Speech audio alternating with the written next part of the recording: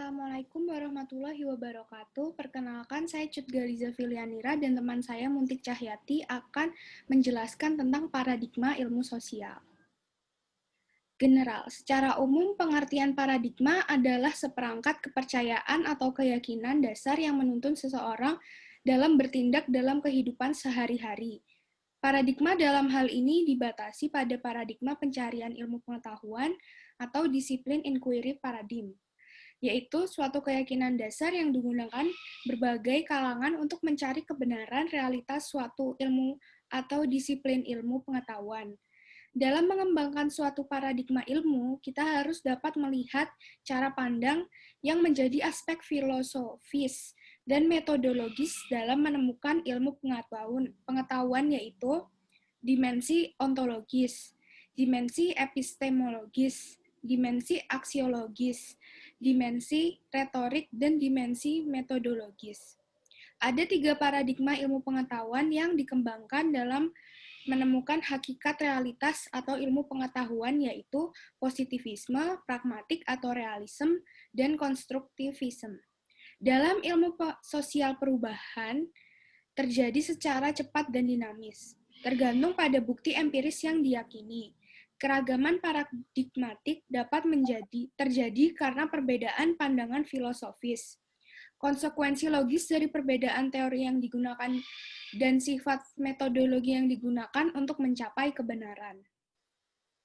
Di sini kita akan menyampaikan 3 materi, yaitu yang pertama positivis, realita tunggal dari suatu fenomena, yang kedua konstruktivis atau interpretivis, yaitu meyakini bahwa tidak ada realitas tunggal, yang ketiga pragmatis, yaitu realitas konstan, dinegosiasikan, didebat, dan diinterpretasikan.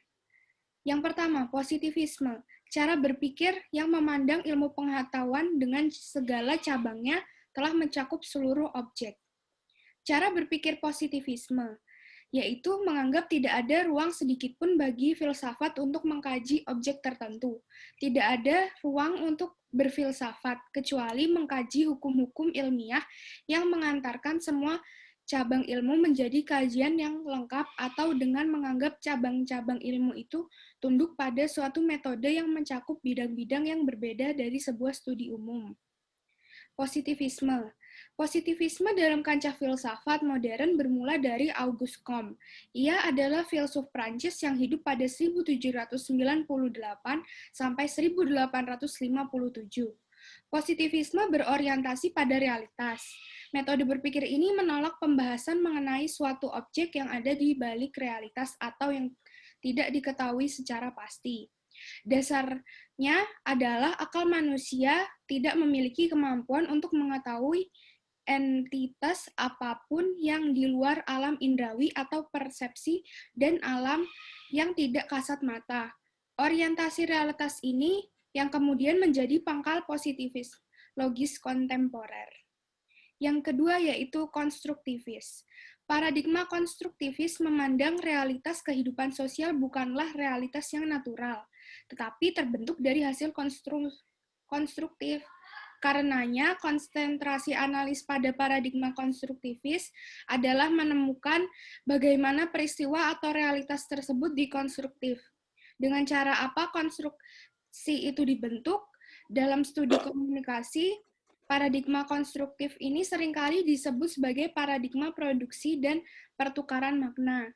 Ia sering dilawankan dengan paradigma positivis atau paradigma transmisi. Materi selanjutnya akan dilanjutkan teman saya, yaitu Muntik Cahyati. Cara berpikir konstruktivisme. Paradigma konstruktivisme menolak pandangan visme yang memisahkan subjek dengan objek komunikasi.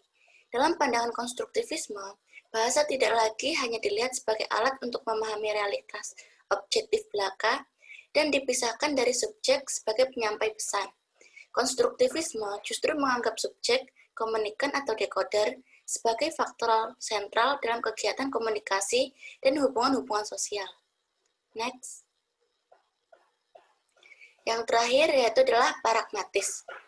Pragmatis adalah aliran filsafat yang mengajarkan bahwa yang benar adalah segala sesuatu yang membuktikan dirinya sebagai yang benar dengan melihat akibat-akibat atau hasil yang bermanfaat secara praktis.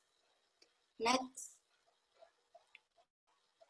Dasar dari pragmatisme adalah logika pengamatan, di mana apa yang ditampilkan pada manusia dalam dunia nyata merupakan fakta-fakta individual, konkret, dan terpisah satu sama lainnya. Representatif realitas yang muncul di pikiran manusia selalu bersifat pribadi dan bukan merupakan fakta umum. Filsafat pragmatisme tidak mau direpotkan dengan pernyataan-pernyataan seputar kebenaran, terlebih yang bersifat metafisik. Next. Perbedaan antara paradigma ilmu berdasarkan dimensi filsafatnya. Yang pertama berdasarkan dimensi ontologis. Pada paradigma positivitis, ia memiliki realitas tunggal. Lalu berdasarkan paradigma konstruktivitis, ia tidak memiliki realitas tunggal. Sedangkan pada paradigma pragmatis, ia memiliki realitas yang diinterpretasikan, didebatkan, dan dinegosiasikan. Selanjutnya, berdasarkan dimensi epistemologi. Pada paradigma positivitis, ia memiliki realitas yang dapat diukur dengan alat yang valid dan reliable. Sedangkan pada paradigma konstruktivitis, ia memiliki realitas yang harus diinterpretasikan untuk mengungkapkan makna pada suatu aktivitas atau peristiwa.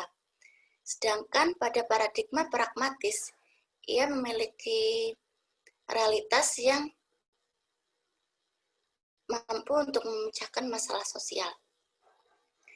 Berikutnya yaitu adalah teori.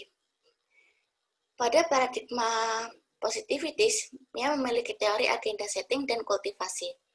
Pada teori agenda setting, ia mengatakan bahwa media massa memiliki kekuatan dalam mempengaruhi hal.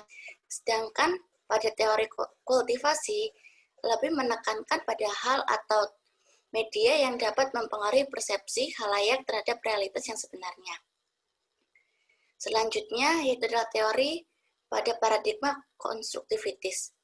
Dalam lingkup paradigma konstruktivitis, terdapat beberapa teori, di antaranya adalah teori kegunaan atau kepuasan dan teori simbolik.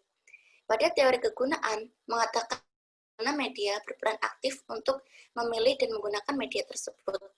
Sedangkan teori simbolik beranggapan bahwa khalayak adalah produk filsafat yang paling utama. Selanjutnya yaitu adalah teori pada paradigma pragmatik.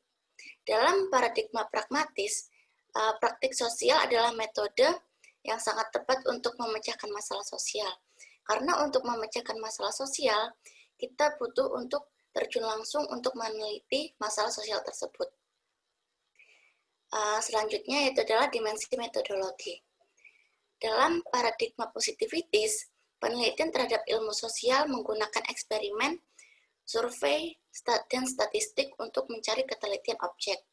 Sedangkan pada paradigma konstruktivitis, ia menggunakan metodologi etnografi, grounded, dan analisis wacana. Berikutnya, berdasarkan paradigma pragmatik, ia menggunakan metodologi gabungan antara paradigma positivitis dan paradigma konstruktivitis. Dan yang terakhir yaitu adalah metode pengumpulan data. Pada paradigma positivitis, ia menggunakan metode pengumpulan data yang bersifat kuantitatif. Sedangkan pada paradigma konstruktivitis, ia menggunakan pengumpulan data yang bersifat kualitatif. Next.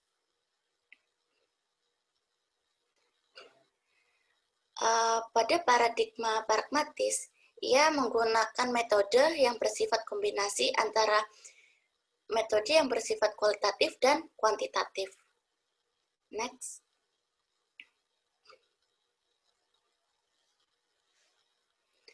Sekian materi yang kami sampaikan, kurang lebihnya kami mohon maaf. Bila ada kritik dan saran, bisa disampaikan melalui kolom komentar. Wassalamualaikum warahmatullahi wabarakatuh.